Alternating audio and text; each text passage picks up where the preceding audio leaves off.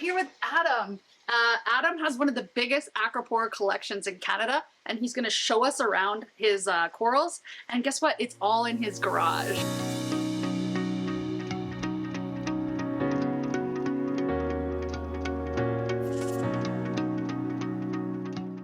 Thanks for having us today. I'm so honored to be here and check out some of these Acroporas. I'm excited to hear all the tips you have for us too. Yeah, I'm happy to have you guys, and I will hopefully give you guys some good info.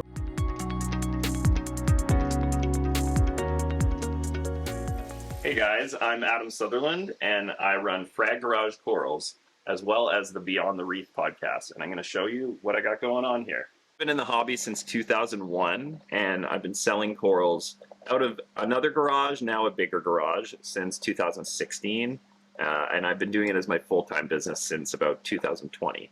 Well, I probably got my first Acropora pretty early into the hobby. I started in 2001, and I probably got my first acro maybe 6 months into that, and, you know, there wasn't much on the market for acros back then. It was... Do you still have it? I wouldn't say I have it. It was probably some kind of like Formosa type staghorn, something like that. So my Acropora collection, I don't know, it might be one of the biggest in Canada. I'm really focused on aquaculture, and one of the reasons for that is that we don't know how long we will have corals coming from overseas, and I want to be prepared for, you know, the years to come by having multi-generation corals that I'm growing here at Frag Garage. Yeah, so this is like the SPS system, and it's two 6x3 by 14-inch tall tables, and there's obviously plumbed into the same sump. And yeah, I basically keep my broodstock kind of mixed with the frags, and I kind of frag as I go. So I've got Radion, these are G6 blues, and then some Orphec bars. The other's similar on this other side, but it's got some reef rights as well. So yeah, and I run these Radions at like 100%, like they peak at 100% with every channel on. Right, really? Here at this cherry blossom, TGC cherry blossom. I noticed that one too. And that one just grows like crazy for me for whatever reason. Like the biggest kind of like smaller colony there, like of the mini colonies, like it's probably 7 or 8 months old now from a single frag. So I feel like that's like the header of your website even. Maybe, yeah, it's probably in the SPS section. I love how it has those yellow rims right at the top of the coralite. That's really pretty. I mean, it's undeniable, Adam, that your Acroporas are just so vibrant, so colorful. Like, is there could you share us maybe some tips for how you get such good color and growth out of your Acroporas? Yeah, I mean, I would say the number one thing is probably stability of your major parameters, and, you know, so supplying calcium, alkalinity, magnesium. And I would also put potassium and iodine as the, you know, also in that list of importance. I think corals that are well nourished with, like, you know, feeding the corals, having a good ratio of nutrients, I think that's going to give you better and better polyp extension. And then obviously flow affects to an extent too. I do ICPs about monthly, sometimes every 2 months. Just depends on if I'm kind of trying to dial something in specifically. Like recently I started paying more attention to fluoride. And it's something you have to be really careful not to overdose. So I kind of decided to like bring it up to natural seawater, do another one soon, and kind of see what the rate of depletion is. It shows that your Acroporas are just happy. So it's like you have to be diving in deeper than just the calcium alkalinity. Yeah, and I mean, not everyone needs to do monthly ICPs and mess around with trace elements. There's lots of good ways to, you know, get some of that stuff in without, you know, getting too obsessed over the numbers.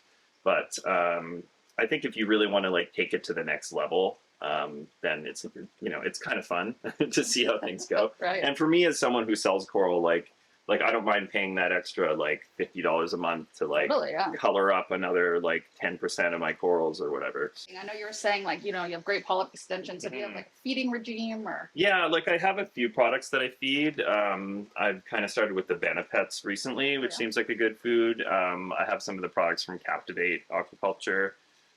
Really, really good foods. One newer thing that I've been kind of going over is actually marinating your coral foods in bacteria for a certain amount of time.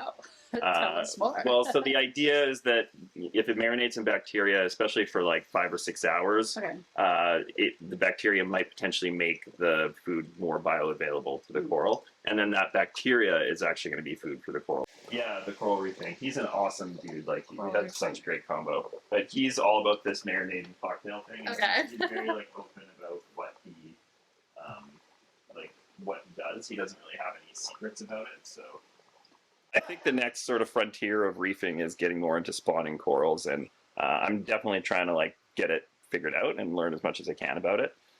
So we'll see. We'll see where things go. I agree. I mean, I think that's totally the evolution. I love to see everyone doing the aquacultured corals, but yeah, just like you were saying, Jamie Craig's like has really like pioneered that coral spawning. So it was so cool. I mean, you have videos of acroporas spawning in your tanks, but again, we're just learning it, right? So I don't know if you have any observations. Yeah, I mean, I think like I was saying this earlier to you guys, I think spawning happens more often than we think. It's just like a matter of observing your tank at the right time. And I think you have to have large established colonies that are really healthy, obviously. I mean, that kind of goes without saying. But I think a colony needs to be, like if it's an acro colony, probably at least 5 to 6 inches minimum. Right. But I've seen smaller ones spawn too. So the last spawn I had was like 20 plus pieces at the same time. So it's 9 by 4 feet by 16 high. And it's basically like my LPS system, although like I'll do zoas and the occasional like, I don't know, stuff that's taking up too much space. The zoa will sneak its way in there. Yeah, and pretty much all of my Euphilia at this point are like multi-generation aquacultured. That's so cool. Yeah, I think I've got maybe 6 or 7 different varieties. This orange one over here is probably one of the nicest. And I actually haven't seen that one come from farms very much, so I think it's like kind of a special one that I have.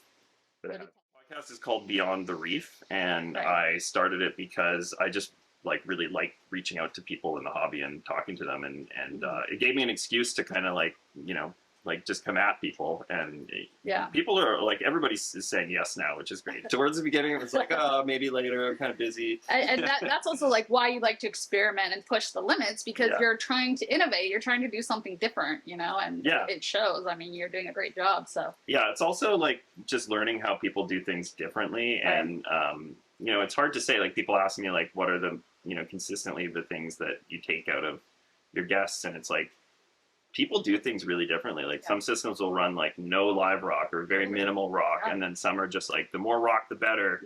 But I think the things in common are like feeding really well, having like a balanced ratio of nitrate to phosphate, and regular water changes for most. And a lot of the people that are super stickheads like me, like are doing stuff with trace elements.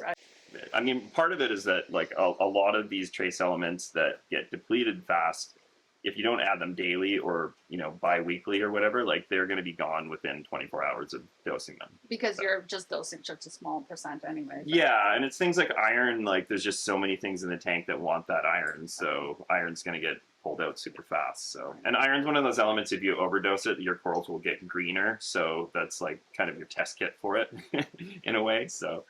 Yeah. Wow. That's why I always like to come visit you, because you really do have such an amazing collection of Acropora and SPS, and clearly you're doing something right. Yeah. So at least 500 things right. Maybe 50 things wrong. I don't know. But yeah, it's really interesting because I know ICP tests, they really only came about, you know, 4 or 5 years ago is when they really started coming online. So it's really interesting to see how that's evolved and to see what people are doing with it. And even the, you know, the hobbyists, I mean, you do this as a profession. I mean, we're in your garage, and your company is Frag Garage. But I mean, even hobbyists can do it. People with big tanks in their home. Yeah. And it can just give you that extra layer of knowledge of understanding what's going on in your reef. Yeah, totally. Yeah, and it's cool to see. Yeah, I mean, like back to the podcast. I'm trying to get more and more experts on and really get into like, you know, a lot of the episodes so far have been like talking methodology with people that do similar stuff to me, but I want to get people that are more in the chemistry, biology kind of side of it too. So so we'll see. Yeah, it should be fun to see what happens over the next couple of years or whatever.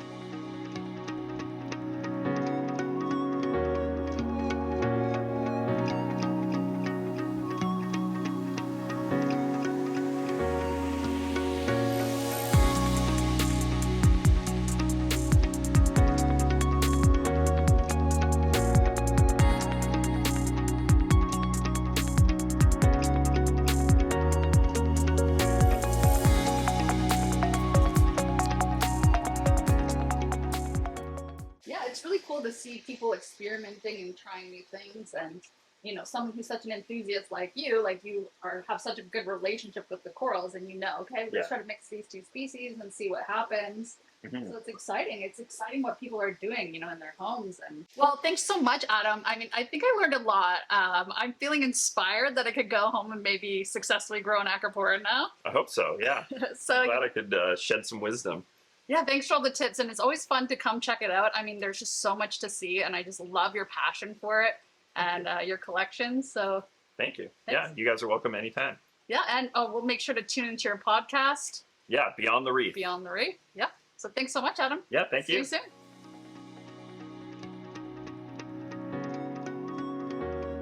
Hey guys, Nicole here again with Worldwide Corals, and I hope you enjoyed our very first video from north of the border. Don't forget to like and subscribe, and stay tuned for more international videos coming at you in 2024.